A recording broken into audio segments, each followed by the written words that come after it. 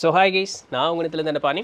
இன்னைக்கு ஓஷோ அவர்களுடைய மறைந்திருக்கும் உண்மைகள், ஸோ இங்கிலீஷில் ஹிடன் மிஸ்ட்ரி, ஸோ அந்த நூலினுடைய தொடர்ச்சி தான் பார்க்க போகிறோம். ஸோ முந்தைய பதிவுகளில் ஏகப்பட்ட விஷயங்கள் பார்த்துருக்கோம். ஏன் கோயிலுக்கு போகணும், கங்கை நதிக்கரையோடது, சமணர்களோடது, இந்துக்களோடது, சூஃபி ஞானியர்களோடது, ஸோ இந்த விஷயங்கள் எல்லாம் பார்த்துருக்கோம். அதற்கப்புறம் அதான் ஏன் தீர்த்த தலங்கள் போகணும், கோயில்களுடைய அமைப்பு என்ன அப்படின்னு சொல்லி ஏகப்பட்ட விஷயங்கள். ஸோ இது வரைக்கும் பார்க்கல அப்படின்னு சொன்னால் கீழே டிஸ்கிரிப்ஷனில் லிங்க் தரேன், பிளேலிஸ்ட் லிங்க் தரேன், கண்டிப்பாக போய் பாருங்கள். இன்றைக்கி பார்த்தீங்கன்னா எல்லாமே மனித வாழ்க்கையில் ஒரு சுழற்சியின் வடிவத்தில் தான் ஏற்பட்டிருக்கு. ஸோ இது சராசரியாக அப்படி நடந்துக்கிட்டே இருக்கணும், அப்படி மாறிச்சுன்னா என்னென்னலாம் ஆகும் அப்படிங்கிற மாதிரியும் ஒரு சில அடிஷ்னலான நிறைய சுவாரஸ்யமான செய்திகள் ஓஷோ அவர்கள் சொல்கிறார். அப்படி கேட்டே வருவோமே. நம்ம வாழக்கூடிய இந்த பூமியில் இயற்கை அப்படிங்கிறது இருக்குது இல்லைங்களா? அதாவது கோடை காலம் இருக்குது, காற்று காலம் வரும், அப்புறம் மழை காலம் வரும், அதுக்கப்புறம் பனிக்காலம் வரும். அப்போ இந்த சுழற்சி இப்படி இருந்துக்கிட்டே இருக்கும். இந்த சுழற்சி ஒரு தடவை எப்படி நடந்ததோ அடுத்த தடவை அப்படி நடக்கணும். இயற்கையாக ஏதோ ஒன்று விண்கள் ஒழுகுது, பூமி அப்படி இப்படி ஆச்சு அப்படின்னு சொன்னால் சரி. அப்போ இது இல்லாமல் சராசரி எல்லாம் நார்மலாக இருக்குன்னா அது நடந்துக்கிட்டே இருக்கும். அப்படி சராசரி இருக்கும் பட்சத்துலையும் இந்த இயற்கை சரியாக வேலை செய்யலை அப்படின்னு சொன்னால் அப்போ நம்ம அங்கே என்னமோ ஒரு வேலையை பண்ணி வச்சுருக்கோம் அப்படின்னு அர்த்தம். அப்போ நம்ம தான் அங்கே என்னமோ ஒரு பிரச்சனை பண்ணியிருக்கோன்னு. இது என்னது கொண்டு போய் விடுன்னா இயற்கையினுடைய அழிவிற்கு மட்டுமல்லாமல் அதில் வாழ்ந்துட்டு இருக்கக்கூடிய நம்மளுடைய அழிவுக்கும் கொண்டு போய் விட்டுரும். பெண்களினுடைய மாத விளக்கும் நிலவிற்கும் ஒரு தொடர்பு இருக்குது. அமாவாசை பௌர்ணமியை விட்டுட்டிங்க அப்படின்னு சொன்னால் மொத்தம் 28 திதி, இது 28 நாள் வரும். பெண்களினுடைய மாத விளக்கும் 28 நாளைக்கு ஒரு தடவை சராசரியாக நடந்தே ஆகணும். அப்படி நடக்கலேன்னு சொன்னால் அவர்களுடைய உடல்நிலை கெட்டு போயிருக்கு அப்படின்னு அர்த்தம். அங்கே என்னமோ பிரச்சனை இருக்குதுன்னு அர்த்தம். அப்போது இந்த சுழற்சி எப்படி நடந்துக்கிட்டு இருக்கோ இது போலவே இந்த பூமியில் இறை ஆற்றல் அப்படின்னு சொல்லக்கூடியது ஒரு பர்டிகுலர் ஒரு நாள், பர்டிகுலர் ஒரு நேரத்தில், இந்த பர்டிகுலர் ஒரு இடத்துல அந்த இறை ஆற்றல் அப்படிங்கிறது கூடும். அந்த கூடக்கூடிய அந்த இறையாற்றலை மக்கள் திரளாக போய் அதை அனுபவிச்சுக்கலாம் அப்படின்னு சொல்கிறதுக்கு தான் நம்மளுடைய பெரியவர்கள் ஒரு பர்டிகுலர் இடத்துல அந்த கோயிலை உண்டு பண்ணி அந்த இடத்துல அந்த நாள், அந்த நேரம், அந்த திதின்னு ஒன்று குறித்து வச்சு அந்த இடத்துல விழாக்கள் எடுக்கிறதுக்குன்னு ஒரு வழியை ஏற்படுத்தி கொடுத்தாங்க. அப்போ பெரும் திரளாக மக்கள் அந்த இடத்துக்கு போகும்பொழுது அந்த இறை ஆற்றலை அவர்கள் முழுமையாக கிரகிச்சுக்கிட்டு வீட்டுக்கு வருவாங்க. இந்த நிகழ்வை நம்ம கங்கை நதிக்கரை பக்கத்தில் கும்பமேளாவில் பார்க்கலாம். கும்பமேளாவில் பார்த்தீங்கன்னா அந்த பர்டிகுலர் டைமை கணிச்சு யார் முதல்ல அந்த கங்கை நதிக்குள்ளே இறங்குறது அப்படிங்கிறதுல ஒரு பெரிய போட்டியே இருக்கும். இன்றைக்கி வரைக்கும் அவங்களால ஒரு ஒரு ஒரு முடிவுக்கு வரவே முடியறதில்லை. ஏன்னா பல லட்சம் பல கோடி பேர் ஒரே நேரத்தில் எப்படி கங்கை நதிக்குள்ளே இறங்குறது பாசிபிள் இல்லை. ஸோ அந்த இடத்துல அங்கே ஒரு அடிதடி எப்பவுமே இருந்துக்கிட்டே இருக்குமா. இருந்தாலும் டைம் குறிக்கிறதுல ஒரு சிலர் மாற்றி குறிச்சிட்றாங்க. எல்லாருனாலையும் அந்த முழு சக்தியை கிரகிக்க முடியறதில்ல. இருந்தாலும் இறை சக்தி அப்படிங்கிறது ஒரு நொடிப்பொழுது அப்படி மின்னல் கீற்று போல் அப்படி டக்குன்னு காணாமல் போயிடும். ஸோ அந்த ரைட் செகண்ட், அந்த ரைட் ஸ்பாட்டில் நீங்கள் அங்கே இருந்தே ஆகணும். இருந்தீங்க அப்படின்னு சொன்னால் அந்த இறை ஆற்றலை முழுசும் உங்களால் கிரகிக்க முடியும். ஸோ இந்த மாதிரி விஷயங்கள் இன்னும் தொடர்ந்து நடந்துக்கிட்டே தான் இருக்குது. இந்த புனித ஆலயங்களில், புனித தலங்கள்லாம் பார்த்தோம் அப்படின்னு சொன்னால் இந்த மாதிரி விஷயங்கள் தொடர்ந்து இன்றைக்கும் நடந்துக்கிட்டே இருக்கக்கூடியது தான். அதனால தான் பெரும் திரளோக மக்கள் ஒரு திரளோடு அந்த இடத்துக்கு போய் நிற்கும் பொழுது அவர்களுக்கு அந்த இறை ஆற்றலை முழுசும் கிரகிச்சுக்கிறதுக்காக நம்மளுடைய பெரியவங்கள் வகுத்து கொடுத்த ஒரு வாய்ப்பு தான் இந்த இது. இப்போ இதில் என்ன பியூட்டி அப்படின்னு சொன்னால் பண்டைய காலங்களில் கொஞ்சம் கூட ஒரு நம்ம காலத்திலே பார்த்துக்கோ, நம்ம அப்பா அம்மா நம்ம தாத்தா பாட்டி காலத்திலே எடுத்துக்குமே, ரொம்ப பண்டைய காலம்னா ராஜா காலத்துக்கெல்லாம் போக வேண்டாம். ரொம்ப சராசரியான ஒரு வாழ்க்கை இருக்கும், நார்மலான ஒரு லைஃப். அவங்களுக்கு படிப்பறிவு இருக்காது, பெரிய ஒன்று ஞானம் இருக்காது, அதெல்லாம் ஒன்றும் இருக்காது. ரொம்ப பாமரன் சராசரி மனுஷன். ஆனால் ஒரே தடவை தான் கோயிலுக்கு போவான். ஒரு வருஷத்துக்கு ஒரு தடவை தான் கோயிலுக்கு போவான். ரிட்டன் வரும்போது கை நிறைய கொண்டு வருவாங்க. என்னது? இறை ஆற்றலை அவர்கள் கை நிறைய கொண்டு வருவாங்க. அந்த வருஷம் முழுசும் அந்த குடும்பமே அப்படி ஜெகஜோதியாக இருக்கும், நல்லபடியாக இருக்கும். எவனாவது ஒருத்தன் உள்ளே குறுக்க கௌசிக்கு வந்தான்னு நம்ம வாழ்க்கையை கெடுக்காத வரைக்கும் அவரவர்களுடைய வாழ்க்கை நிம்மதியாகவும் நல்லபடியாக இருக்கும். அந்த இறை ஆற்றலை பூரணமாக அவர்களால் வாங்கிட்டு வர முடிஞ்சது. இன்றைக்கி 100 தடவை ஒரு கோயிலுக்கு போனாலும் ஒன்றும் நடக்க மாட்டேங்குது, வெறுங்கையோடு தான் திரும்பி வரும். ஏன் அப்படின்னு பார்த்தோம்னா நாம் என்ற ஒரு தன்மை மாறி போய் நான் என்ற ஒரு தன்மை எந்த நொடிப்பொழுது மனிதனுடைய மனதில் குடிகொள்ளுகிறதோ அந்த நொடிப்பொழுதே அவன் இறை ஆற்றலை கிரகிக்கக்கூடிய அந்த ஒரு தன்மையை அவன் இழந்து விடுகிறான். இதுதான் அங்கே இருக்கக்கூடிய முக்கியமான ஒரு விஷயம். இதற்கு சான்றாக ஒரு நிகழ்வு. சிங்கப்பூர்காரங்க இதை கேட்டிருக்கீங்க அப்படின்னு சொன்னால் ஓஷோ தப்பாக சொல்ல மாட்டார், இருந்தாலும் நான் தெரிஞ்சுக்கிறதுக்காக கேட்குறேன். ஆங்கிலேயர்கள் சிங்கப்பூரில் இருக்கக்கூடிய ஒரு சின்ன ஒரு தீவு அதை போய் கைப்பற்றுறாங்க. அப்போ அந்த தீவனுடைய தலைவர் ஆங்கிலேயர்களை பார்த்து பேச வர்றார். எங்ககிட்ட எந்த விதமான ஆயுதமும் கிடையாது, நாங்கள் உங்களை சண்டை போடுறதும் இல்லை எங்களை தற்காத்துக்கு போகிறதும் அதெல்லாம் ஒன்றும் பண்ண மாட்டோம். அதே நேரத்தில் நாங்கள் உங்களுக்கு அடிமையெல்லாம் இருக்கவும் மாட்டோம் அப்படின்ட்டு. அதெல்லாம் முடியாது, நீ அப்படி தான் இருந்தாகணும் அப்படிங்க. நான் சொல்லிட்டேன், சண்டை போடுறதுக்குள்ள எங்களுக்கு விருப்பம் இல்லை, ஆனால் அடிமையாகவும் இருக்க மாட்டோம். அதனால நாங்கள் செத்துருவோம். அதற்கு உண்டான வழி எங்களுக்கு தெரியும். ஆனால் ஆங்கிலேயம் கால் வச்ச இடமெல்லாம் உருப்படாமல் தான் இருக்குது. சரி பரவாயில்ல, காமி பார்க்கலாம் நீ எப்படி சாகுறேன்னு பார்க்கலாம். இவங்களுக்கு என்ன, இவங்க கையில் தான் ஆயுதமே இல்லையே, தன்னை குத்திக்கவோ வெட்டிக்கவோ எதுவும் காயப்படுத்திக்கவோ எப்படி சாவான் பார்க்கலாம் அப்படின்ட்டு. அப்போ அந்த தீவில் இருக்கக்கூடிய ஒரு 500 பேர் வந்து முழுக்க அப்படி கூடுறாங்க. கூடி நிற்கிறாங்க. முதல்ல அந்த கூட்டத்தினுடைய தலைவனுடைய முன்னாடி வர அப்படி நின்ன மேனிக்கு அப்படி விழுந்து செத்து போயிடுறாரு. அவரை தொடர்ந்து அடுத்தடுத்து அப்படி உட்காந்து எல்லாம் செத்து போயிடுறாங்க. ஆங்கிலேயனுக்கு ஒரு செகண்ட் பகீர்னு, டேய் என்னடா அது நின்ன மேனிக்கு அப்படியே மண்ணு தரையில் வந்து செத்து போயிட்டீங்க அப்படின்ட்டு. ஆங்கிலேயர்கள் முதல்ல என்ன நினச்சிக்கிறாங்கன்னு சொன்னால், இவர்கள் பயத்தினால தான் இறந்துட்டாங்க அப்படின்னு. அந்த உடலை எடுத்து பரிசோதனை பண்ணி பார்க்குறாங்க. அவர்களுக்கு நடந்த இறப்பு அப்படிங்கிறது இயற்கையாக நடந்த ஒரு இறப்பு. அவங்களுக்கு எப்படி இது நடந்தது அப்படின்னு சொல்லி கடைசி வரைக்கும் அவங்களால விடை கண்டுபிடிக்கவே முடியல. அவன் அந்த இடத்த விட்டே போயிட்டான். பேசாமல் போயிருந்துருக்கலாமா, அத்தனை பேர் செத்தது தான் மிச்சம். அப்போது போயிட்டான். அப்போது அந்த நாம் என்ற ஒரு தன்மை தன்னை மட்டும் பாதிப்பது இல்லாமல் தன்னை சுற்றி இருக்கக்கூடிய எல்லாத்து மேலேயும் அந்த ஒரு பாதிப்பு அப்படிங்கிறது கொடுக்குது. இப்போ நாம்னு நினைக்கும் பொழுது அது வந்து ஒரு கூட்டமைப்பாக இருக்கும். அதில் வந்து நெகட்டிவிட்டி, களங்கங்கள் அந்த இடத்துல இருக்கவே இருக்காது. இப்போ ஒரு ஆடு கசாப்பு கடைக்கு போகுது, கறி கட்டுற கடைக்கு போகுது. ஒரு ஆடு சாகும் பொழுது அந்த சாவனுடைய அந்த ஒரு மரண வலியும் அந்த வேதனையும் பிற ஆடுகளுக்கு எல்லாத்துக்குமே பாதிக்கப்படும். அந்த மரண வேதனையை பின்னாடி இருக்கக்கூடிய மற்ற ஆடுகளும் உணரும். இது தொடர்ந்து நடந்துகிட்டே இருக்கும் பொழுது வெட்டப்படாத ஆடும் அந்த மரணம் அப்படிங்கிறது வந்து இயற்கையாகவே அதுக்கு வந்து நிகழக்கூடிய அந்த ஒரு தன்மைக்கு அது வந்துடும். அப்போது அந்த நாம் என்ற ஒரு தன்மை அது முழுக்க அது அப்படியே அது வந்து பாதிச்சுக்கிட்டே வந்துக்கிட்டே இருக்கும். யார் அப்போ அந்த காலத்தில் இருந்த மக்கள் எப்படி அந்த இறைத்தன்மையை முழுக்க அவர்கள் உணர்ந்தார்கள் அப்படின்னு கேட்டால், அவர்களுக்கு அந்த நாம் என்ற ஒரு தன்மை அவர்களுக்கு இருந்தது. ஒரு கூட்டம், அந்த கூட்டத்தில் தன்னிச்சையாக எந்த ஒரு காரியமும் இருக்காது. நான் என்ற ஒரு தன்மையை அவர்களுக்கு வந்து கிடையவே கிடையாது. நாம் என்ற ஒரு தன்மை தான் அவர்களுக்கு. ஒரு சில பழங்குடியினர்கள்ட்ட நான் என்ற வார்த்தையே கிடையாதான். நாம் என்ற வார்த்தை தான் அவர்கள்ட்ட இருக்கவே இருக்காங்க. சொல் வழக்கிலேயே நான் என்ற ஒரு தன்மையே கிடையாதான். அப்போ அவர்களுடைய அந்த ஒரு கூட்டம் இருக்கும் பொழுது அவர்களுடைய அந்த கலெக்டிவ் கான்ஷியஸ்னஸ் எந்த அளவுக்கு அதிகமாக இருக்கும் அப்படின்னு பாருங்களேன். இப்போது ஒருத்தன் கொலை செஞ்சிட்டான், சரிங்களா, ஒருத்தன் கொலை செஞ்சிட்டான். அப்போது கொலை செஞ்சோன்னு இந்தியாவில் ஒரு பழக்கம் இருக்குது. கொலைங்கிறது ஒரு பெரிய பாவம் இல்லையா? இது போல் பல பாவங்கள் இருக்குது. பஞ்சமா பாவங்கள் அப்படின்னு சொல்லக்கூடியதெல்லாம் இருக்குது. இந்த எந்த பாவம் செஞ்சாலுமே கங்கை நதியில் மூழ்கி எழுந்திரிச்சோம் அப்படின்னு சொன்னால் நம்மளுடைய பாவங்கள் கழிக்கப்படுகிறது அப்படிங்கிற ஒரு நம்பிக்கை நம்மளுடைய சமுதாயத்தில் இருந்துட்டு வந்து தான் இருக்குது.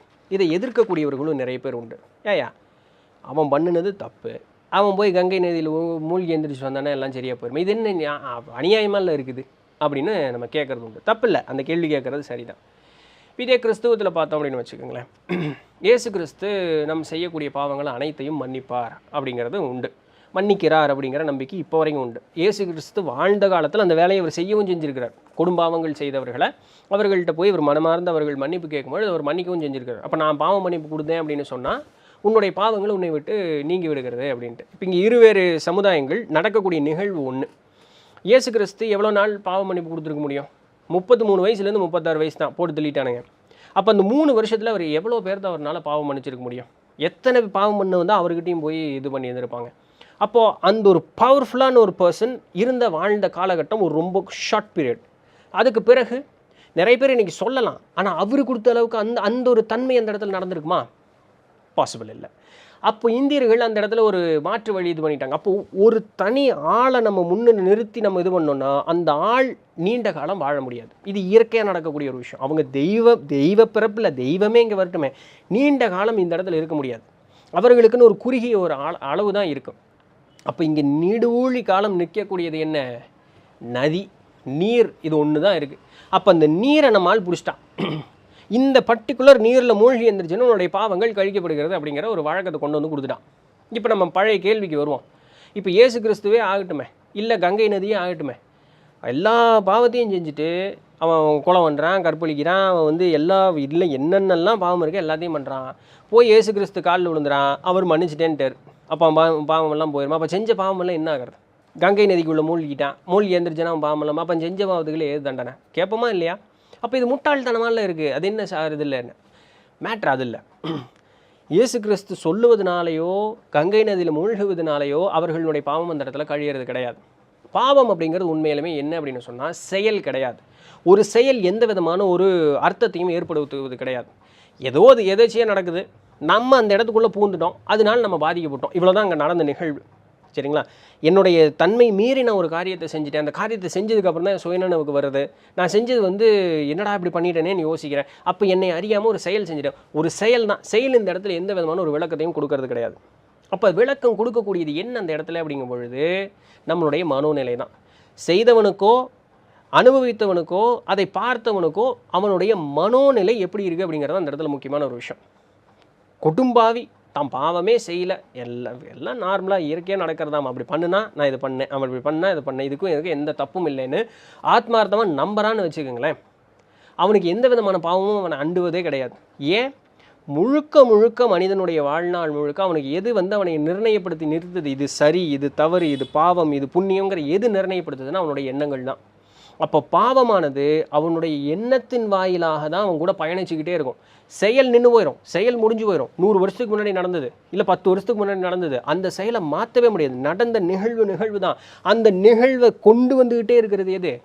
அவரவர்களுடைய ஞாபகங்கள், அவரவர்களுடைய எண்ணங்கள் தான் அதை கொண்டு வந்துகிட்டே இருக்கும். நான் தப்பு செஞ்சுட்டேன்னா தான் நீ தப்பு செஞ்சுட்டேங்கிறது உன்னால் உணர முடியும்.